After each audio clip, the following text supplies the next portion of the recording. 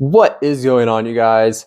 It is your guide, Cyrus Obsidian, here at Obsidian Games, here to bring you some more content and another local diaries. So let us dive right in. So, we played last night at a box break playing Blue Eyes Invoked, and I know in the video I said that I was going to play that again tonight. We decided to change things up just because we have a regional coming up, and I'm not feeling very comfortable with Blue Eyes Invoked, expecting a lot of Blue Eyes players to play. And I also want to give you the best rogue deck that you can play for your locals, for your events, whether it's a YCS or regionals, or locals, or hanging out with friends. And I have decided to put together our Love and Behold, our Tenyi Swordsoul. Since Maze of the Master reprinted a lot of the cards, Crossover Breakers reprinted a lot of the cards, you can pretty much pick up the deck for dirt cheap, especially if you already have all the local staples that you will need to play. Things like your Ashes, your Nibs, your Droplets, Chalice, whatever decided approach you decide to take to play this deck, you can.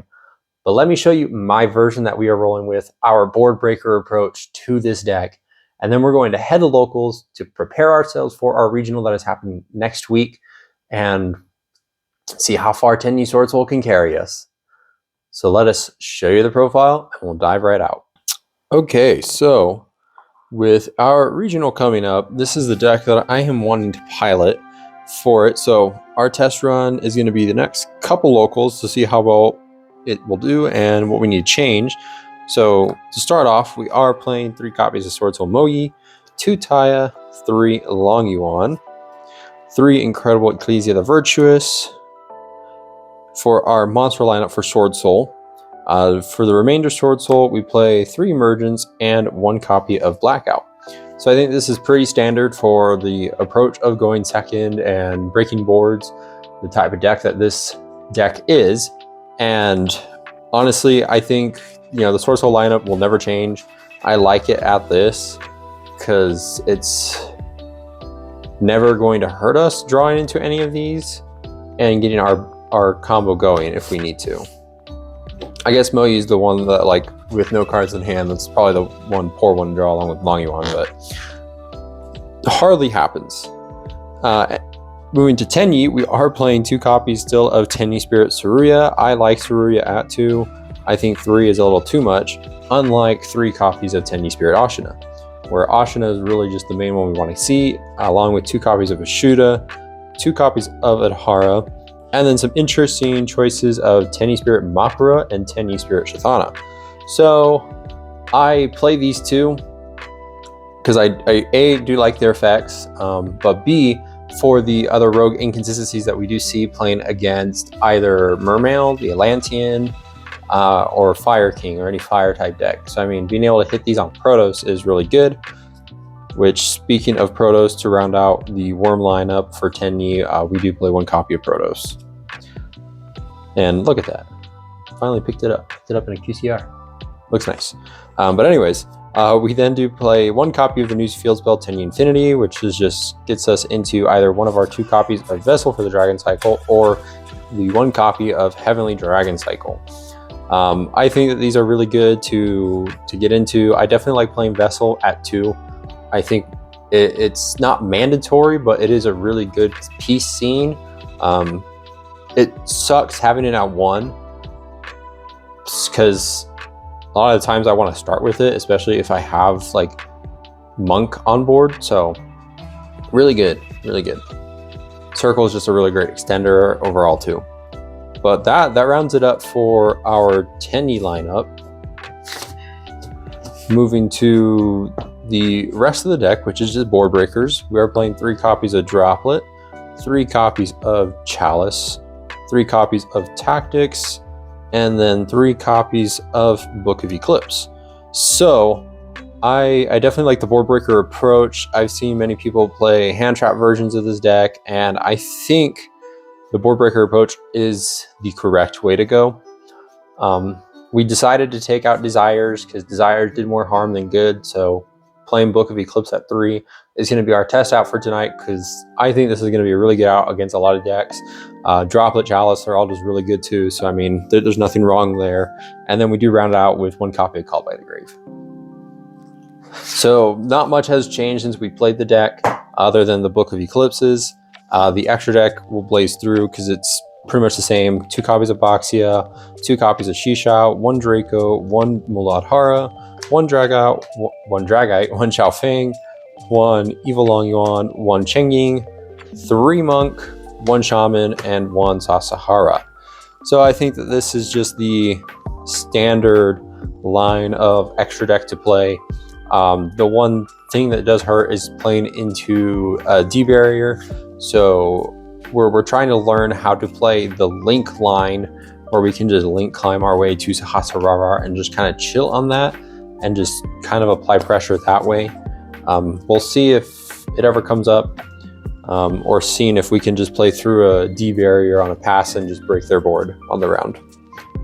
And then for the rest of the deck, our side, we were playing 3 copies of Nib with 2 copies of Lancia for the Malice matchup, and this is just for every matchup.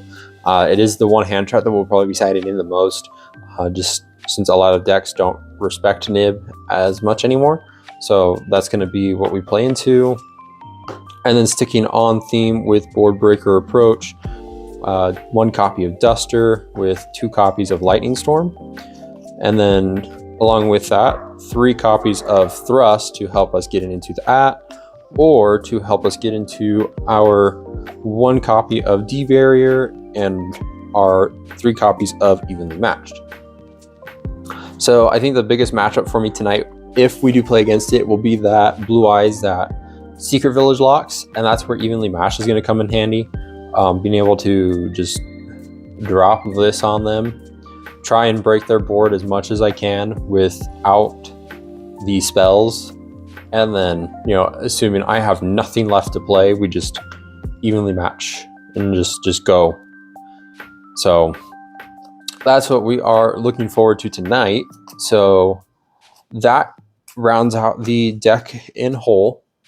The side is subject to change leading up, so this is like the test to see how well,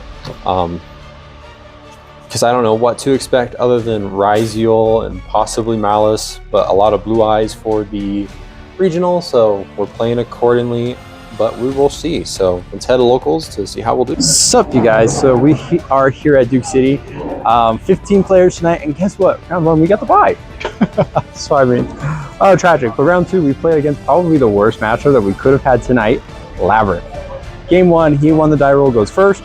He's able to set up his board, and we just could not crack it. Game 2, we Protoss locked him. We were able to maintain Protoss. He banished it, we recovered it with Adhara, and we were just able to just cycle it back and do it all over again, and we were able to take the win. Game 3, he opened first. He was able to establish a decent board, but we had the gas, the extender, we were pushing through, and we took it.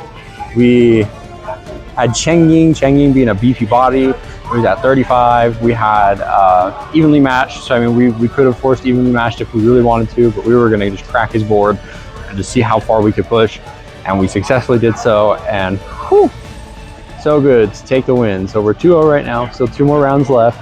Tons of people that are playing meta, so we'll see how well this is doing. Against the Rogue, that's where we'll struggle. I think against meta we'll be fine. So far, like, the board breakers I put in have worked. Book of Eclipse, Chalice, the Droplet. I mean, those were doing phenomenal tonight against Labyrinth so far. So I expect them to do even better against decks that it'll actually matter against.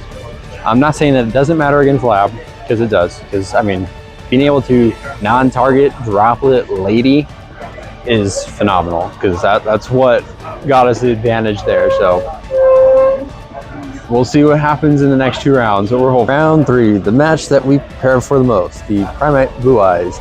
Game 1, he wins the die roll. We don't have any hand traps. We don't play hand traps anyways, so it doesn't matter.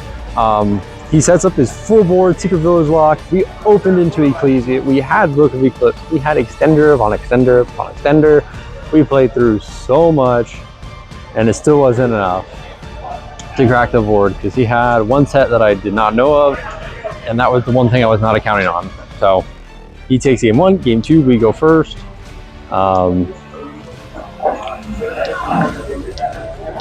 Did we only play 2 games? Yeah, I think we only played 2 games. I played the safe route.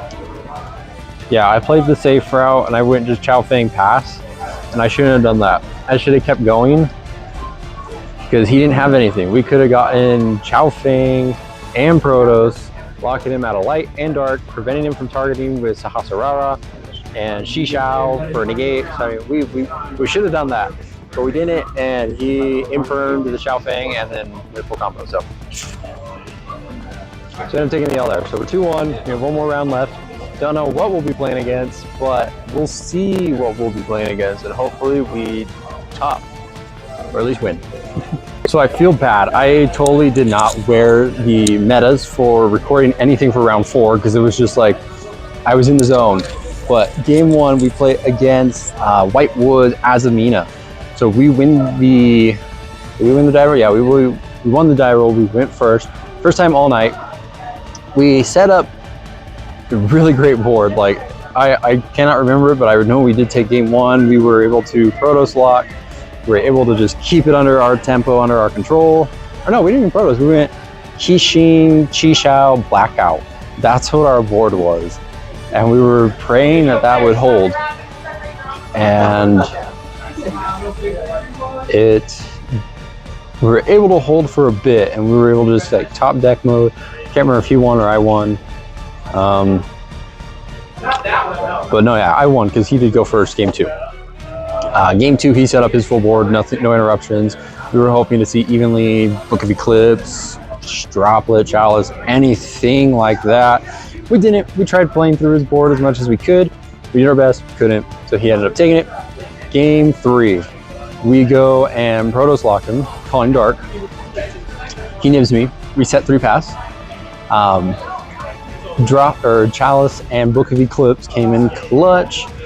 We top decked into the card we needed.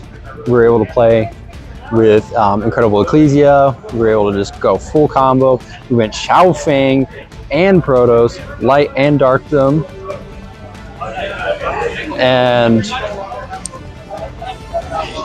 And sorry, just had to tell them that I got it. And we would just control the tempo from there, and we just took it. Not much you can do when you're Protoss and Chao Feng locked. So we ended up taking it, and we ended the night 3-1, and we're about to see where we place. He just put it up, and we take 3rd place. So honestly, I am definitely sold that this is the deck we're going to play for the regional, because like every time I've played it, with the exception of the first time, we have been like very consistent at topping. So honestly, it's been really great. So there might be some things that we might consider changing, but for now, the side deck is the one that we're going to alter the most. But I'm loving it. The deck is so good. I'm in love with it. Tenyi Swordsoul is the best budget deck. Mark my words. Take out all the structure decks. Tenyi Swordsoul, best. But that's it for this local diaries, everyone. Thanks for coming along.